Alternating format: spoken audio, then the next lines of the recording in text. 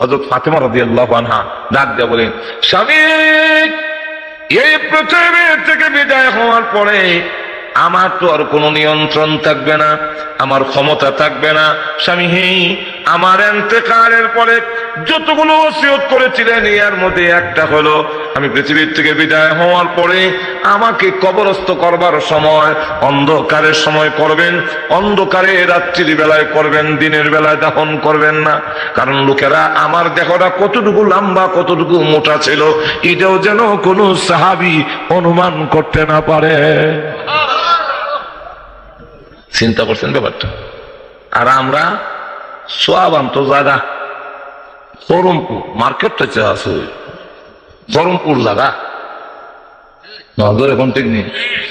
লক্ষ্য করে দেখুন, এই ফাতেমার অত্যন্ত অনুযায়ী যখন রাত্রের বেলা কবর খনন করা হলো, হযরত ফাতেমা রাদিয়াল্লাহু আনহার কবর খনন করেন।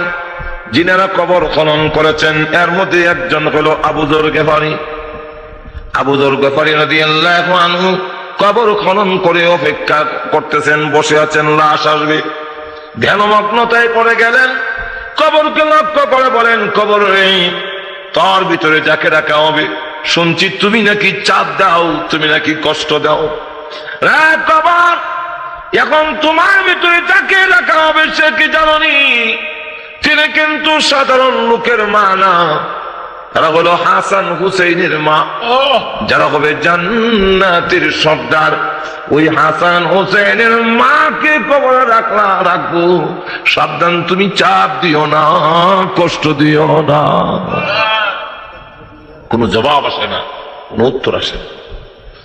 আবার ডাক দেবে, কাবাব, যাকে এখন তোমার কবরে রাখবো সাধারণ লোকের স্ত্রী নয়, তিনি এমন লোকের স্ত্রী, স্বামী যদি দামি হয় দুনিয়াতে স্ত্রীর দামও বেড়ে যায়। যখন বাড়েনি, জামার সূত্র ধরে সরকার প্রধান হওয়া যায়।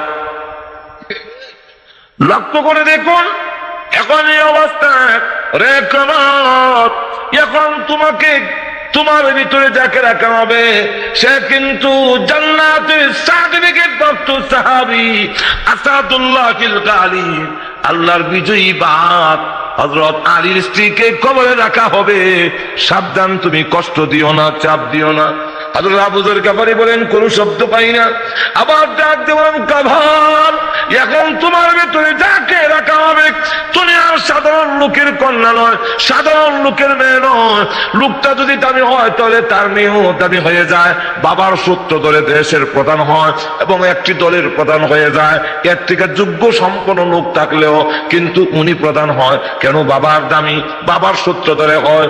তামাম পৃথিবীর যেই নবীর খাতিরে সৃষ্টি করা হয়েছে, যেই নবীর খাতিরে সকল কিছু, আল্লাহর পরে যার সম্মান, যার মর্যাদা, সেই বিশ্ব নবী রাহমাতুল লিল আলামিনের কলিজার টুকরা আদরের দুলালি হযরত ফাতেমাকে তোমার ভিতরে রাখা হবে। সাবধান, কষ্ট দিও না, চাপ দিও না। এমনি ডাক দে বলে, ও আবু যর গিফারী। আবু যর গিফারী বলেন, আমি যেন শুনতে লাগলাম কবরের ভিতর থেকে আওয়াজ আসতেছে। হ্যাঁ আবু যর গিফারী, আমি হাসান হোসেনের মা চিনি না, আমি কিন্তু আরেকটি চিনি না, আমি বিশ্বনবীর কলিজার টুকরা চিনি না। আমি চিনি আমল যার ভালো হবে দোহাই দিতে হবে না, কবরে দিতে দেরি হবে। আর কবরটা জান্নাতের বাগান হইতে একটা সেকেন্ড দেরি হবে না। হ্যাঁ আমার তাহলে দেখা গেল কোনো দোহাই লাগে না, কবর জান্নাতের বাগান হবে। আর অপর দিকে লক্ষ্য করে দেখেন ফাতেমার বেলা যদি এই কথা, আর অপর দিকে লক্ষ্য করে দেখেন হযরত রাবিয়া বসরিয়া কোন বড় অলির মেয়েও না, কোন নবীর মেয়ে তো দূরের কথা, কোন অলির মেয়েও না, সাধারণ একজন লোকের মেয়ে। কিন্তু আল্লামা থানভী রাহমাতুল্লাহ আলাইহির কিতাবে লেখেন ফাতেমাকে হযরত রাবিয়া বসরিয়াকে কবরে রাখার পরে একজন বান্ধবী স্বপ্নে দেখলেন। জিজ্ঞাসা করেন, রাবিয়া, কবরে যে আছো, কবরের মুনকার নাকিরের সোয়ালের জবাব দিতার শুনি? উনি ডাক দেখো, সোয়াল তো করছিল, দুইজন ফেরেশতা ছিল, এই যে গেল আমার রব্বুকে। আমি জিজ্ঞাসা করলাম, তোমরা কেডা? তোমরা কি? আমরা আমার রবকে, এই কথাটা তুমি রবের কাছে কমু, তুমি কে আমার জিজ্ঞাওরা? আমরা আপনার রবের কাছ থেকে আসছি, আপনার রবের কাছ থেকে আসছি। রবের কাছ থেকে আসতে হয়েছে, ঠিক আছে, রবের কাছ থেকে যদি এসে থাকো তাহলে তো তোমাদেরকে সম্মান করতে হয়, তোমাদের জবাব দিতে হয়। তো আমি একটা জিনিস আগে বুঝতে চাই, জানতে চাই, বলে কি তোমরা যেখান থেকে আমার কাছে আসছো দূরত্ব কতটুকু হবে? 500 বছরের রাস্তা। আচ্ছা, আমি যে দুনিয়া থেকে কবর আইছি 1000 বছর রাস্তা, 3.5 হাত মাটির নিচে আইছি। তো 500 বছরের দূরের রাস্তা আইসেও দেখা যায় তোমরা আল্লাহ বলছো না, আর আমি দেখা যায় 3.5 হাত মাটির নিচে এসে ওই আল্লাহকে এত তাড়াতাড়ি ভুলে গেলাম, যে আল্লাহর জন্য স্বামী গ্রহণ করিনি, যে আল্লাহর জন্য রাত্রে ঘুমাইতে পারিনি, সে আল্লাহকে এত তাড়াতাড়ি ভুলে গেলাম। তোমরা বলছো না, আমি বললাম কেমনে? এই কেমনের সমাধানটা আগে হোক, এরপরে জবাব দেব না। ফেরেশতারা কয় আল্লাহ এক বান্দি আইছে, উল্টা আমরা প্রশ্ন করে। আল্লাহ ডাক দিয়ে বলেন, বিনা প্রশ্নে কবর বেহেশতের বাগান বানিয়ে দেয়া, তাড়াতাড়ি আইব। সুবহানাল্লাহ, কথাটা বুঝছেন? এখন দেখা গেল তাহলে আমি যদি দুনিয়ার থেকে সামান নিয়ে যেতে পারি, কবর আমার জন্য বেহেশতের বাগান হবে। কোন পীর আউলিয়ার অমুক কিছু ইমুক লাগে তুমুক লাগে, এটা কোন কামে লাগবে না। আল্লাহ বলেন কিয়ামতের মাঠে আত্মীয়তার সম্পর্ক কোনো কাজে, আর তো জোরে কোন না, কাজে আসবে না। আল্লাহ নিজে বলছেন, ফালা আনসাবা বাইনাহুম يومئذ ولا يتساءلون فلا أنساب بينهم, কোন আত্মীয়তার সম্পর্ক ওই দিন কাজে লাগবে না। এখন ভাইরা আমার, তো আল্লাহ রসুল বলে 2 নম্বর হলো ইউহিব্বুনাদ দিয়ার ওয়া ইয়ানসাউনাল কুবুর, কবরের কথা ভুলে যাবে আর দুনিয়ার ঘর খুব সাজাবে। কটা গেল মনে আছে নি? 2টা। 3 নম্বর হলো ইউহিব্বুনাল আয়াল ওয়া ইয়ানসাউনাল হুর, পরিবার পরিজনকে মহব্বত করবে কিন্তু বেহেশতের হুর পুরীর কথা ভুলে যাবে। একটু জোরে কেন না? সুন্দর বোর হয়েছে হইয়া দাঁড়িয়ে এখন বাদ দিলেছে, ঠিক নেই, বউ পছন্দ করে না, এর লেগে দাঁড়িয়ে নাই। এখন দেখা যায় বউ যেমনে কয়, বউর মন খুশির লেগে অনেক কিছুই করি, কিন্তু এই বউ গেলে কি আল্লাহর বিধান না মানে না হইলে বোকা, দাঁড়িয়ে পছন্দ না করলে না দেবো, পুরোপুরি তো আমার লেগে অপেক্ষা করতেছে। হ্যাঁ তো এখন না, ঠিক নাই। একটা ঘটনা কইলিতাম আর কয়ালাই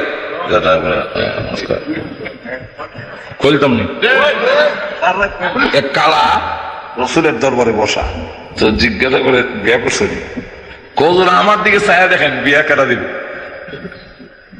বিয়া করণ দেওয়ানোর জন্য যে 2টা জিনিস দেখা হয়, একটা হলো ছেলের দেখতে সুন্দর নেই, 2 নম্বর হলো ছেলেটা আমার মেয়ে যে নিয়ে রাখবো, ধন সম্পদ আসেনি, ছেলে আর তার মাল সামান এগুলি এখন বেশি দেখে। এখন না বংশ মংশ তো হনতে দেখে না, অন্ধে উফরি রুজি আসেনি আর পয়সা। একটা হইলো দন, আর একটা হইলো আমার দিকে মানে দেখবে, এই 2টার একটাও নাই, আমি গরিব আবার দেখতেও সুন্দর না। আচ্ছা, তোমার আত্মীয় স্বজনের মধ্যে কোন এমন লোক আসেনি? আমার আত্মীয়ের মধ্যে আছে আমার এক চাচা সম্পর্কে, উনি বিরাট ধনী, আর ওনার মেয়ে এমন সুন্দরী, লকব হইল হৌরে মদিনা, মদিনার পুরপুরে, দুনুরি আমার উল্লাহ। যাও প্রস্তাব লিয়ে যাও। ওর প্রস্তাব লিয়ে গেলে মুঠও দিবে না, যাও না, যাইতে পারি হুজুর, দিবে না, যাও প্রস্তাব নিয়ে যাও। আসসালামু আলাইকুম, আপনার হুরে মদিনাকে আমার কাছে বিয়ে দেওয়ার জন্য রাহমাতুল লিল আলামিন প্রস্তাব দিয়ে প্রেরণ করেছেন।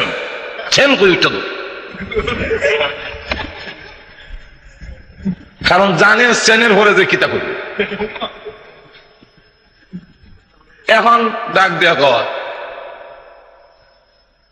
এত বড় স্পর্ধা, এমন একটা বিশ্রী কুৎসিত একটি ছেলে আমার মেয়ের বিয়ার প্রস্তাব দিলো, আবার পথের ছেলে, কোনো বাড়ি গন ভালো নাই, জায়গা জমিন নাই, এত বড় দুঃসাহস।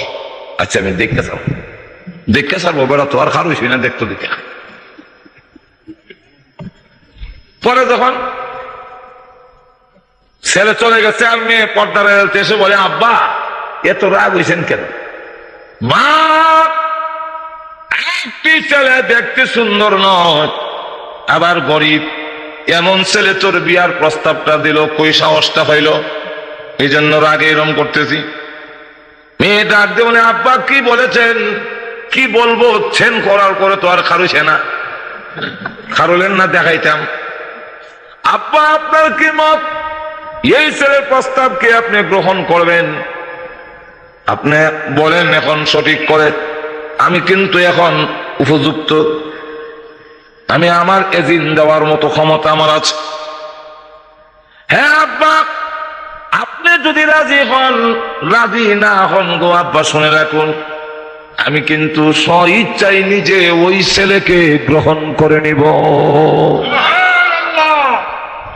মা, ওই ছেলে তুই দেখোস না গো মা, ছেলে দেখলে জীবনে তোর পছন্দ হবে না। মাগু, ও মা, এই ছেলের বাড়িঘর ভালো নাই, তোরে নিয়ে আরামে রাখতে পারবে না। মেয়েটা একজনে, আব্বা ছেলে কেমন তা দেখতে চাই না, দশম্বদ আছে কিনা তাও জানতে চাই না। এই ছেলের প্রস্তাব দেওয়ার সময় বিশ্ব নবী রাহমাতুল লিল আলামিনের নাম উল্লেখ করে দিয়েছেন। যেই নবীর প্রস্তাব প্রত্যাখ্যান করলে কিয়ামতের মাঠে ওই রাসূলের সুপারিশ আমার নসিব হবে না।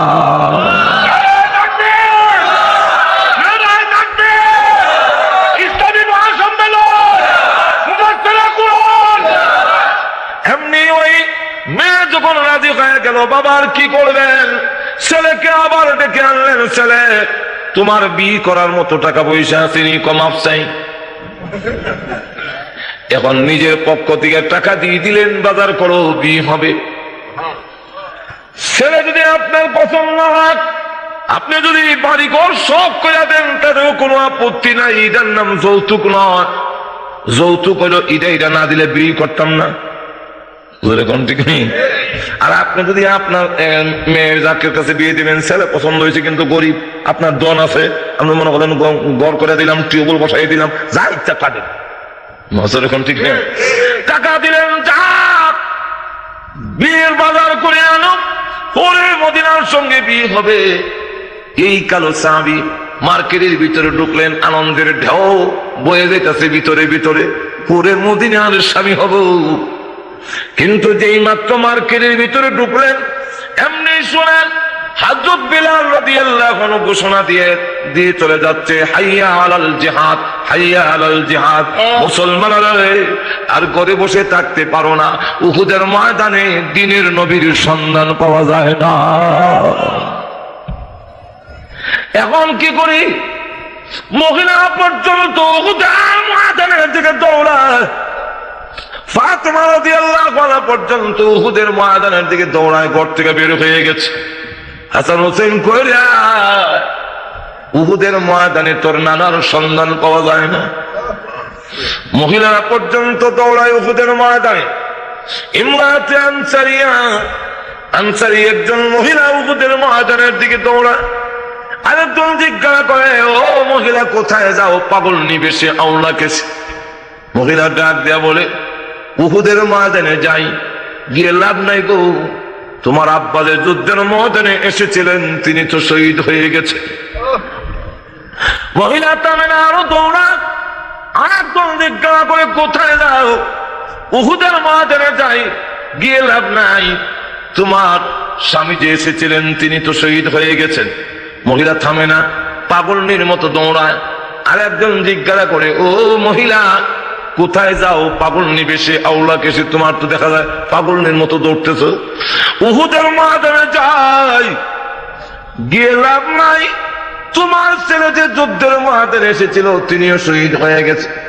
এমনি ডাক দেওয়া, সাহাবীরা রে, কে শহীদ হইল না হইল সেটা জানতে চাই না, আগে সংবাদ দাও উহুদের ময়দানে দিনের নবী রাহমাতুল লিল আলামিন জিন্দা আছেন।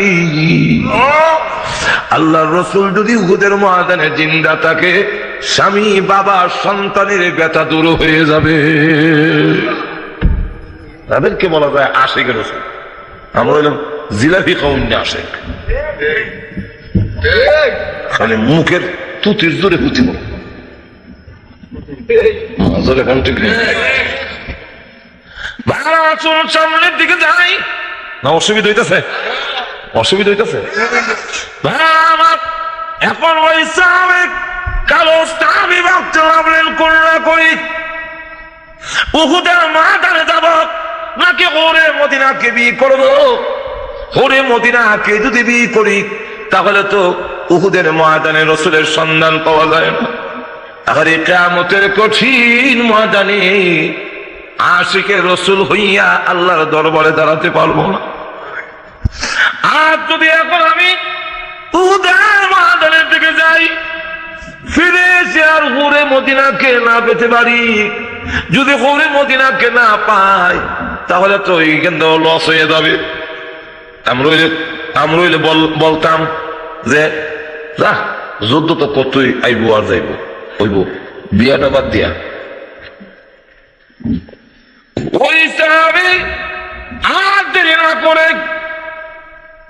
টাকা পয়সা দিয়ে বিবাহের সামানা খরিদ না করে যুদ্ধের অস্ত্র কিনে উহুদের ময়দানের দিকে দৌড়তে লাগলেন উহুদের ময়দানে গিয়ে দেখে তুমুল লড়াই কেউ কাউকে পরিচয় দেয় না ছত্রভঙ্গ হয়ে আছে কার সাথে জহাদ করব শুধু একটা শব্দ শোনা যায় তোমরা কারা গো আর বসে দেখো না উহুদের ময়দানে আল্লাহর নবী দ্বীনের নবী শহীদ হয়ে গেছে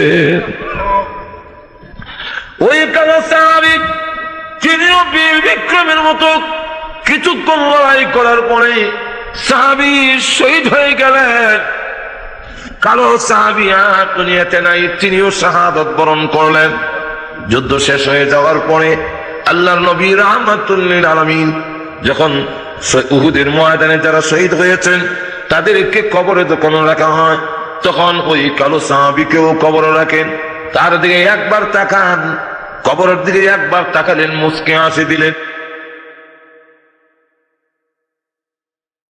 দিকে একবার তাকান কবরের দিকে একবার তাকালেন মুচকি হাসি দিলেন আরেকবার চেহারা ঘুরাই নিলেন সাহাবীরা জিজ্ঞাসা করলেন হুজুর এই সাহাবীর কবরের দিকে তাকাইয়া কেন মুচকি হাসি দিলেন কেন আবার আপনার চেহারা ঘুরাইলেন আল্লাহর নবী ডাক দিয়ে বলেন সাহাবীরা রে জানো না আমার এই সাহাবী আজকে হুরে মদিনার সঙ্গে তার বিয়ে হওয়ার কথা ছিল হুরে মদিনাকে লাঠি দিয়া এখন চলে এসেছে যুদ্ধের ময়দানে শহীদ হয়ে আমাকে সন্তুষ্ট করার জন্য এসেছিল এখন আমি মদিনার হুর পরি নয় জান্নাতি হুর পরি দিয়া তাকে সম্মান করতে চাই আল্লাহর পক্ষ থেকে হুকুম দেওয়া হয়েছে হুর পরি রাখো যাও আমার ওই বান্দার রূহ তোমরা সকলে অভ্যর্থনা দিয়া জান্নাতের ভিতরে নিয়ে যাও এই হুরমরিরা তার কবরের ভিতরে এমন ভাবে টানা হাসতে শুরু করে দিয়েছে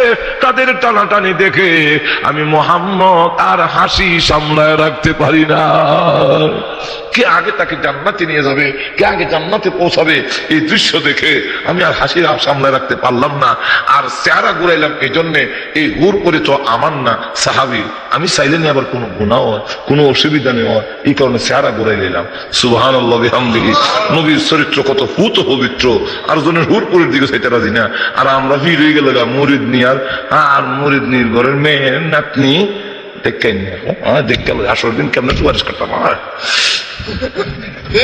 ভাইরা আমার আসুন সামনের দিকে যাই এখন বলতেছিলাম এইভাবে তারা দুনিয়ার হুরপুরিকে ছাড়তে রাজি কিন্তু জান্নাতের হুরপুরিকে ছাড়তে রাজি হয় নাই আল্লাহ রাসূল বলেন যারা নাকি এই দুনিয়ার পরিবার পরিজনকে ভালোবাসবে কিন্তু নিজের স্ত্রীকে ভালোবাসবে কিন্তু হুরপুরির কথা বলে যাবে তাদের সাথে আমি নাই তারাও আমার দলের না কটা গেল মনে আসেনি আল্লাহ এইভাবে যদি কইতাম যায় তাহলে রাত আজকের রাত শেষ হইব কিন্তু আলোচনা শেষ আমার সামনের দিকে আসুন চলে যাই এখন গেল 3-4 নম্বরটা হলো ইউহিব্বুনাল মাল ওয়া ইয়ানসাউনাল হিসাব আল্লাহ রাসূল বলেন মাল ভালোবাসবে সুদে ঘুষে খালি কেমনে মাল বাড়তো ক্ষেত কেমনে বেশি হইতো বাড়ি কেমনে বেশি হইতো কিন্তু হিসাব দিতে হবে যে এই মালের হিসাব দিতে হবে আমার আখির জামানার উম্মতেরা যারা হিসাবের কথা ভুলে যাবে তোরে কোন ঠিক না ঠিক না? আল্লাহ রাসূল বলেন মালের হিসাব দাও না কোনি আর তোরে কোন ওয়ান মালিহি মিন আইনা ইকতাসাবাহু ওয়া ফীমা আনফাকাহু। আল্লাহর রাসূল বলেন মিন আইনা ইকতাসাবাহু, মাল কোথা থেকে কামাই করেছো, ও ফীমা আনফাকাহু, আর কোথায় এই মাল খরচ করেছো। কিয়ামতের কঠিন ময়দানে জবাব না দেওয়া পর্যন্ত 50,000 বছরের ভিতরে পাও লাগতে দেওয়া হবে না। কিন্তু এই কথা বুঝে নিয়েছি, আরে মাল বাড়তো এটার মধ্যে খুব শখ, কিন্তু এই শব্দে পারবো এই চিন্তা নাই। গেল কটা গেছে 60টা, তিনটা বিল 60টা। 5 নম্বর হলো ইউহিব্বুনান নাফস ওয়া ইয়ানসাউনাল্লাহ। নিজেকে ভালোবাসবে, আল্লাহ রাব্বুল আলামিনকে ভুলে যাবে। নিজেকে ভালোবাসবে, নিজের জানদারে ভালোবাসবো, আর আল্লাহরে ভুলে নেবে। কথা বুঝে? এরকম যারা হবে আল্লাহ রাসূল বলেন হেরাও আমার দলের না, আমিও এরার দলের না। কথাটা বুঝছে? এখন অবস্থা রয়েছে আমরার অবস্থা যে আমরা দুনিয়ার পিছনে ওই আমি যে মুসাফির এই কথাটা মনে নাই, মনে হয় যে আমি বাসুদেব আইসি আর যাইতাম। আল্লাহ এই কথাটা বোঝাবার জন্য বলেন الذي خلق الموت والحياة ليبلوكم। আল্লাহ রাব্বুল আলামিন বলেন তোমাদের মরণ এবং জীবন মনে আছে তো আপনারা? আরো তো মনে আছে নি? 2 নম্বর কারণ হইল আল্লাহ রাব্বুল আলামিন মরণকে আগে আনলেন এই কথা বুঝাবার জন্য যে তোমাদের রিটার্ন টিকেট আমি আল্লাহর সাথে দিয়ে দিয়েছি। তোমার সাথে টিকেট আছে, যাও সাথে লাগাই যখন ঠিক না, এই কারণে মরণ আগে আনছি। 3 নম্বর কারণ হইলো কয়ালে শেষ করে লাই, কারণ শেষ পর্যন্ত দেওয়া দেবো যে আপনারা আমার তো এবার যাবেন। 3 নম্বর হইল আল্লাহ রাব্বুল আলামিন যে মরণকে উল্লেখ করলেন, হায়াতকে বলে নিলেন কেন? আল্লাহ রাব্বুল আলামিন বলেন বান্দারে তোমাদের খবর নাই। আর এক আয়াতে আল্লাহ উল্লেখ করেছেন মরণ থেকেই তোমাদের জীবন হইছে, হায়াত হইছে। কই থেকে? মরণ থেকে। কেমনে? আল্লাহ কোরআনের এক আয়াতে বলেন কাইফা তাকফুরুনা বিল্লাহি ওয়া কুনতুম আমওয়াতা ফাআহইয়াকুম। আল্লাহ রাব্বুল আলামিন বলেন যে তোমরা ওয়া কুনতুম আমওয়াতান ফাআহইয়াকুম, তোমরা ছিলে মৃত, মৃতের মধ্যে আমি আল্লাহ জীবন দিছি, প্রাণ দিছি।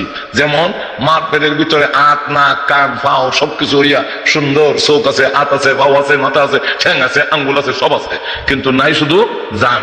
এখন এই অবস্থা তো আমি দেহটা মরা, ধরে কোন ঠিক না? এরপরে আমি আল্লাহ তোমার জীবন দিছি, তাহলে মরার ভিতরে জীবন দিছি।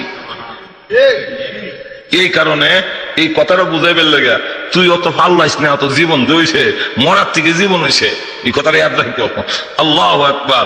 এই কারণে আল্লাহ বলেন আল্লাযী খালাকাল মাউতা ওয়াল হায়াতা। আল্লাহ রাব্বুল আলামিন বলেন তোমাদের মরণের কথাটা আগে উল্লেখ করলাম এই কথাটা বোঝাবার জন্য যে তুমি মরার থেকেই তোমার জীবন লাভ হইছে। না? ঠিক না? ঠিক। কেন দিলাম মরণ আর জীবন? আল্লাহ বলেন তোমাদের পরীক্ষা করবার লেগা কে আমল সুন্দর সুন্দর আমল করে, কে আমল করা বালা, কার আমল সুন্দর, আমল করেন না করেন এটা না, কার আমল সুন্দর করে পড়ে এটা দেখবার লেগে নিষ্ঠার সাথে ইখলাসের সাথে কে আমল করে এটা দেখবার লেগে আমি আল্লাহ তোমাদের জীবন এবং মরণ দিয়েছি। এখন যদি করো, আমল করো তাও বাধা দিব না, আর না করো তাও বাধা দেওয়া হবে না। রমজান মাসে হোটেলের লাল পর্দার ভিতরে গিয়ে যদি ডালের বড়া খাও আমি বাধা দিতাম না, নামাজের সময় ঘুমায় থাকো বাধা দিতাম না, কোনো অসুবিধা হবে না। আর তুমি মনে মনে ভাববে নামাজ পড়ি না কিতা হইছেতে, রোজা রাখি না কিতা হইছেতে, খাইছি তো ডালের বড়া, ডালের বড়া খাইছি কি দিছে, কোনো পেটের অসুখ হয়েছে না, আমার ইয়ে হয়েছে, গলার পাইপ বন্ধ হয়েছে না, পেশাবের রাস্তা বন্ধ হয়েছে, সব তো ঠিক আছে, কিতে হয়েছে? তুমি রোজা রাখছো, তোমার কি হয়েছে, আর আমি না রাখছি রে কি হয়েছে? মজর এখন ঠিক না? ঠিক না। কিতা হয়েছে না, কারণ হইলো না হওয়ার কারণ পরীক্ষার হলে, পরীক্ষার হলের ভিতরে এক ছাত্র লেখতেছে 5 আর 7 মিললে হয় 15 হয়েছে তো হয়েছে নি 15 লেখতে, স্যার বইয়া দেখতেছে 15 লেখছে, মুসকে আসে, খুশি এই ভুল লেখছে যে খুশি, তো স্যার কাগজ শেষ হয়ে গেছে, এই কাগজ আইন না দে, পাশে আর সাথে আরো খন্ড লেখতো, মাঝে কন্টিনিউ আরো ভুল লেখবার লাগে, কাগজ আইন না দে, স্যার কলম নাই, এই কলম দে, স্যার কালি নাই, এই কালি আইন না দে, স্যার পানি পিপাসা ধরছে, এই পানি আইন না দে, স্যার ফেরটা জানি কিতা করতেছে, এই ট্যাবলেট আইন না দে। যাবতীয় সুবিধা তারে দেওয়া হইলো। আরেকটা ভালো ছাত্র কাছে থেকে সিমডি দেয়, এর কারণ হইলো জোরে তোর কম যায় না, সিমডি দিয়ে ইশারা দেয়, ওই বেটা পাশে এর সাথে মন্ডলে অস্কিতা মন্ডল অস্কিতা করলে একসে কি তুই সেতে, তোরে যেমন কাগজ দিয়েছে আমার কাগজ দিছে, তোরে যেমন কলম দিছে আমার কলম দিছে, তোরে যেমন পানি দিছে আমার পানি দিছে, তোরে যেমন ট্যাবলেট এনে দেয় আমার ট্যাবলেট, আমার কিতা হয়েছে, কিতা হয়েছে ভুল লেগছে। তখন ডাক দেয়া হয় কিতা হইছে, রেজাল্ট আউট হইলে বুঝবা কিতা হইছে। মাঝে এখন ঠিক না, ঠিক না। যারা আল্লাহর হুকুম মানে না, সুদ খায়, ঘুষ খায়, নামাজ পড়ে না, রোজা রাখে না, বেপরদা চলে, আরো কয় কিতা হইছে, এরারও কম দরকার কিতা হইছে, কিয়ামতের মাঠে রেজাল্ট আউট হইলে বুঝবা কিতা হইছে। আরো ধরে কোন ঠিক না, ঠিক না। আল্লাহ রাব্বুল আলামিন শেষে বলে, আয়াতের শেষের অংশে, ওয়াহুয়াল আজিজুল গাফুর।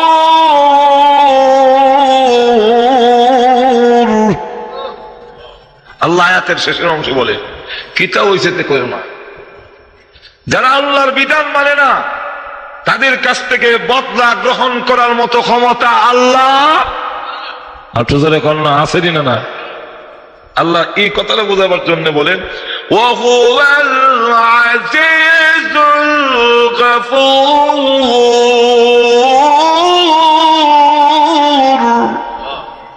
যারা নাকি আল্লাহর বিধান মানে না তাদের কাছ থেকে বদলা গ্রহণ করার মতো তিনি পরাক্রমশালী, যারা মানে নাই তাদের কাছ থেকে আল্লাহ ক্ষমতা, এই ক্ষমতা আছে প্রত্যেকের কাছ থেকে বদলা নেওয়া। আচ্ছা যখন বদলা নেওয়া হবে না, আরো যখন হবে না, ওই দিন বুঝবা কিতা হইছে, তখন করবো এখন আর কাললে কাজ হবে না। ওই দিন দেখবা আল্লাহ রাব্বুল আলামিনের সামনে যেদিন দাঁড়াবে, ওই দিন সকলে আল্লাহ রাব্বুল আলামিন নিজে ডাক দিয়ে বলবেন, আজকের এই দিনে বলো দেখি আজকের রাজত্ব কার, কিতা হইছে তে কদিন দেখি কথা সুসারা নেই। আজকের রাজত্ব কার, লিমানিল মুলকুল ইয়াউম, কেউ জবাব দিবে না, চুসারা নাই। আল্লাহ আবার ডাক দিয়ে বলে, সব সারিবদ্ধ ভাবে দাঁড়াও, আমার অনুমতি ছাড়া কেউ কথা বলার অধিকার নাই। সব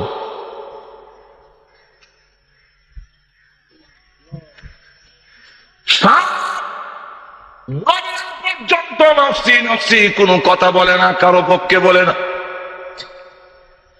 আমাদের নবী পর্যন্ত কিয়ামতের কঠিন ময়দানে তখন এই কথা বলবেন না, সবির আলী, কবির আলী, জবির আলী, আল্লাহ মাফ করে দাও, এটা করো, এটা করো। যখন নাকি কানতে থাকবে আল্লাহ নবী তখন বলতে থাকবেন, আল্লাহ আপনার চাইতে বড় কেউ নাই, আপনি মহান, আপনি ক্ষমতার অধিকারী, আপনি আজিজ, আপনি ইচ্ছা করলে শাস্তি দিতে পারেন, আল্লাহ আপনি হাকিম, আপনি হিকমতওয়ালা, আল্লাহ আপনার সব ক্ষমতা আছে। এইরকম বলতে থাকবে। আল্লাহ রাসূলের প্রশংসা শুনে আল্লাহ রাব্বুল আলামিনের রাগ কমবে। এমনি আল্লাহ ডাক দিয়ে বলবেন, নবী আমার আপনি আর এইভাবে কান্দেন না, মাথা উঠান গো, আমি আল্লাহ সর্বপ্রথম কথা বলার জন্য আপনাকে অনুমতি দিয়েছি, আপনাকে অনুমতি দিলাম, এবার আপনি কথা বলতে পারেন। রাসূল এরপরে কথা বলবেন, সুপারিশ করবেন। আল্লাহ বলেন, এর আগে আমার সামনে কেউ কথা বলার মতো ক্ষমতা ফেরেশতারা পর্যন্ত দাঁড়িয়ে রয়েছে। আল্লাহ কোরআনে বলে, ইয়াউমা ইয়াকুমুর রূহু ওয়াল মালাইকাতু সাফা لا يتكلمون إلا من أذن له الرحمن وقال صوابا।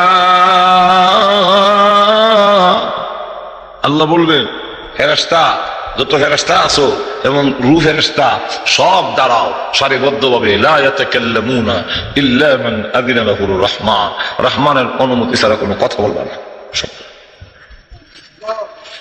এই দিন বুঝবা তোমার আমল নামা যখন দেওয়া হবে তখন বুঝবা আল্লাহর বিধান না মান্না কিতা হইছে।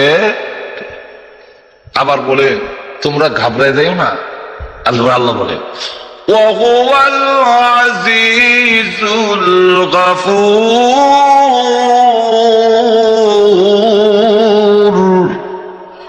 আবার যারা নাকি আল্লাহর বিধান মানবে, আল্লাহকে ডরাবে, প্রভু তোমাকে ভয় পায়, তোমার বিধান ভয় পায়, আল্লাহ তোমার হুকুম রে আল্লাহ আমি ভয় পাই, আল্লাহ তোমার আযাব ভয় পাই, কিয়ামতের কঠিন ময়দানে আল্লাহ জবাব দিতে হবে, এটাকে ভয় পাই। আল্লাহ রাব্বুল আলামিন বলেন আমাকে না দেখে যারা ভয় করবে এবং আমার আযাবকে না দেখে যারা ভয় করবে, আল্লাহ রাব্বুল আলামিন বলেন তাদের প্রথম নম্বর পুরস্কার হইল আমি আল্লাহ গফুর, তাদের জীবনের সকল গুনাহ মাফ করে দিলাম। যদি আল্লাহর বিধান মানি তাহলে আল্লাহ রাব্বুল আলামিন বলছেন ঘাবড়াইও না, তোমাদের যত অপরাধ আছে সব মাফ করে দিবেন। আল্লাহ রাব্বুল আলামিন আমাদের সকলকে আল্লাহর হুকুম নবীর তরিকা মানার তৌফিক দান করুন। সকলে বলেন আমিন, আরো জোরে বলেন আমিন। ওয়া আখিরু দাওয়ানা আলহামদুলিল্লাহি রাব্বিল আলামিন। রাইতে গেছি অনেক, আর দেরি না, আর দেরি করলে অসুবিধা, এই জন্য দুরূদ শরীফ পড়েন। এখন প্রস্তুতি নেই আমরা আল্লাহ রাব্বুল আলামিনের যেন বিধান আমরা মানতাম পারি, এইরকম প্রস্তুতি আমাদের নেওয়া দরকার। হ্যাঁ, আর নাইলে খালি ওয়াজ শুনলে কি কাম হলো, তারা বুঝেন নি। আল্লাহ রাব্বুল আলামিন আমাদেরকে তৌফিক দেন। দুরূদ শরীফ পড়েন। আল্লাহুম্মা সাল্লি আলা সাইয়্যিদিনা মাওলানা মুহাম্মদ ওয়া আলা আলিহি ওয়া আসহাবিহি ওয়া বারিক ওয়া সাল্লিম।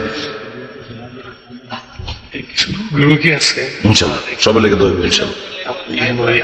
তুমি একজন আব্বা আছে আমার মসজিদে على سيدنا مولانا محمد وعلى آله وصحبه وبارك وسلم. أستغفر الله ربي من كل ذنب وأتوب إليه. لا حول ولا قوة إلا بالله العلي العظيم. الله لا إله إلا الله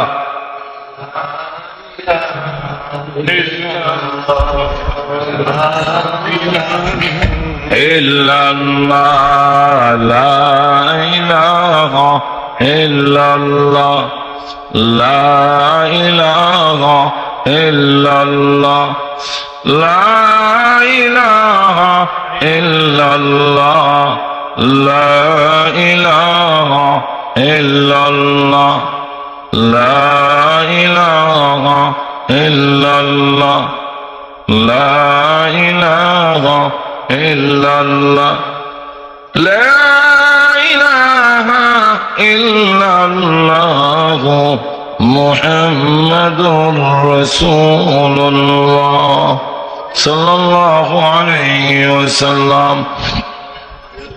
أستغفر الله ربي من كل ذنب وأتوب إليه. لا حول ولا قوة إلا بالله العلي العظيم. أستغفر الله ربي من كل ذنب وأتوب إليه. لا حول ولا قوة إلا بالله العلي العظيم. তাড়াতাড়ি নাও মুর্দা, এখানে তাড়াতাড়ি স্টেজে আমরা দোয়ার জন্য প্রস্তুতি নেন।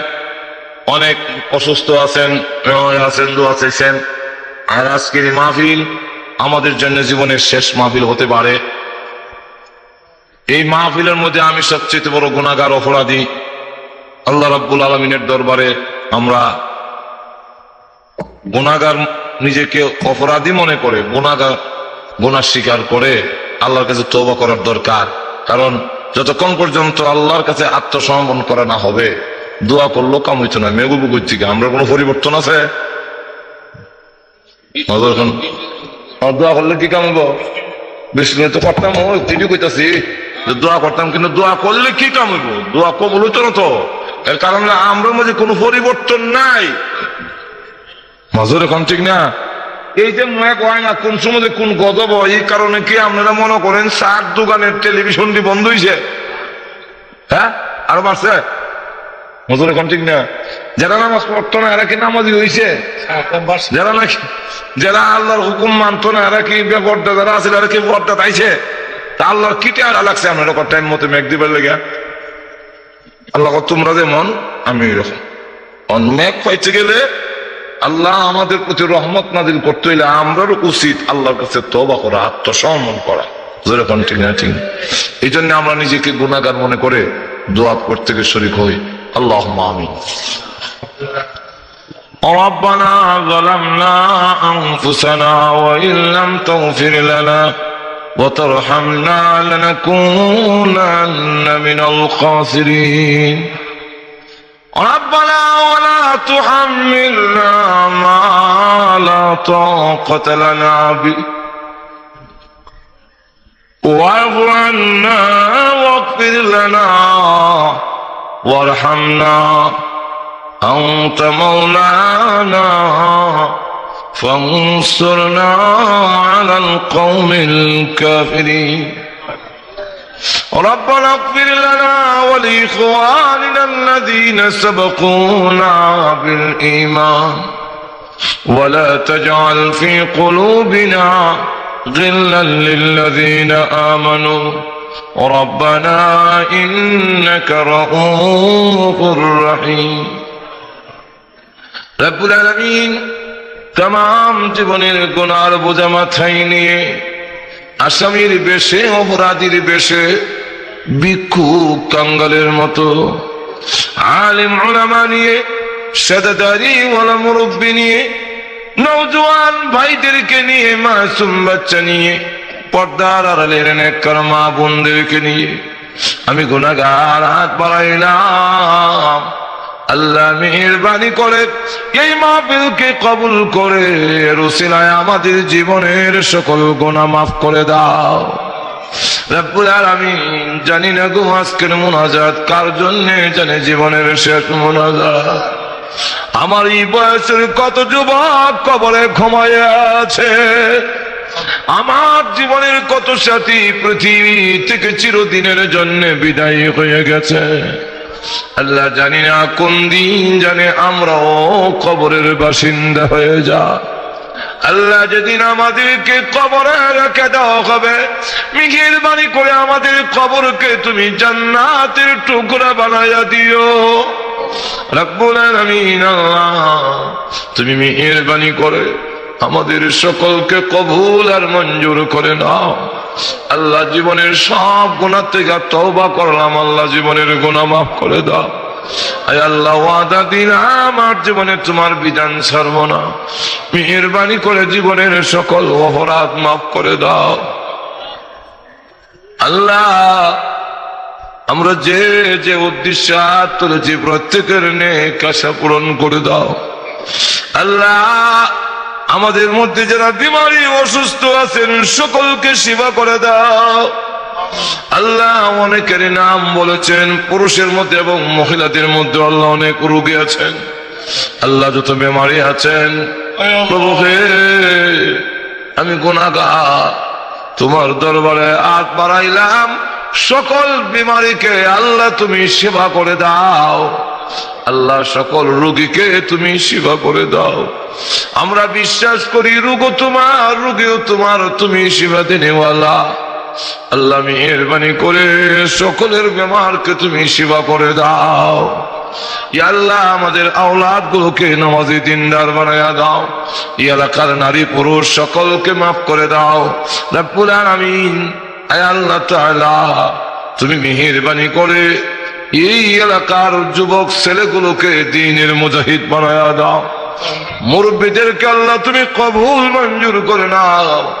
মহিলাগুলোকে আল্লাহ রাবিয়া বসরের মতো আবেদা সালেহা বানায়া দাও। আয় আল্লাহ তাআলা আজকে এই মাহফিল আয়োজন যারা করেছেন, শোনার জন্য যারা এসেছেন, সাহায্য সহযোগিতা যা করেছেন, টাকা দিয়া, পয়সা দিয়া, বুদ্ধি দিয়া, শ্রম দিয়া, সকলের জন্য এই মাহফিল খানা কিয়ামতের দিন নাজাতের উসিলা বানাইয়া দিও রব্বুল আলামিন। আয় আল্লাহ তাআলা আমাদের পক্ষ হইতে লক্ষ করে দুরূদ আর সালাম সোনার মদিনা পৌঁছাইয়া দাও। যত মুমিন মুমিনাত কবরে ঘুমায় আছেন সকলের কবরের আযাব মাফ করে দাও। আল্লাহ আমরা হাত বাড়াইলাম, জানি না গো কার জানে মা নাই। আল্লাহ মার কথা বলতে পারি না, মা যাদের দুনিয়ায় নাই, মার কবরে আযাব দিও না। আব্বা যাদের দুনিয়াতে নাই, আব্বার কবরকে জান্নাতের টুকরা বানায়া দাও রব্বুল আলামিন। মা বাপ যাদের আছেন হায়াত বাড়ায়া দাও। আয় আল্লাহ তাআলা, এই এলাকার মাটির নিচে আমাদের দাদা দাদি, নানা নানি, মা বাপ, শ্বশুর শাশুড়ি, ভাই ব্রাদার, বন্ধু বান্ধব, আত্মীয় স্বজন সহ যারা মাটির নিচে ঘুমায়া আমাদের মুখের দিকে হাতের দিকে তাকায়া আছেন, মেহেরবানি করে সকলের কবরের আযাব মাফ করে দাও রব্বুল আলামিন। তুমি মেহেরবানি করে আকাশ থেকে রহমতের দৃষ্টি নাযিল করে দাও। আমাদের গুনার কারণে, আমাদের অপরাধের কারণে অসংখ্য অগণিত মাখলুক গুলোকে আল্লাহ তুমি কষ্ট দিও না। নিষ্পাপ মাখলুক গুলোর খাতিরে আল্লাহ তুমি রহমতের দৃষ্টি নাযিল করে দাও। আয় আল্লাহ, গজব, আসমানি গজব, হাওয়াই গজব, জমিনি গজব আর আযাব থেকে আল্লাহ আমাদের সকলকে তুমি হেফাজত করে নাও রব্বুল আলামিন। আয় আল্লাহ, ও মাবুদ, মক্কা মদিনা আমাদের সকলকে বারবার জিয়ারত করার তৌফিক দান করো। আয় আল্লাহ তাআলা, নসিবে যদি না থাকে কমসে কম তোমার বন্ধুর নুরানি চেহারাখানা স্বপ্নে দেখাইয়া দিও রব্বুল আলামিন। পৃথিবী থেকে বিদায় হওয়ার সময় আমাদের সকলকে শাহাদাতের মরণ দিও। শাহাদাতের মরণ যদি নসিবে না থাকে কমসে কম জুম্মার দিনে নামাজের সেজদার মধ্যে মালাকুল মউত পাঠাইয়া দিও।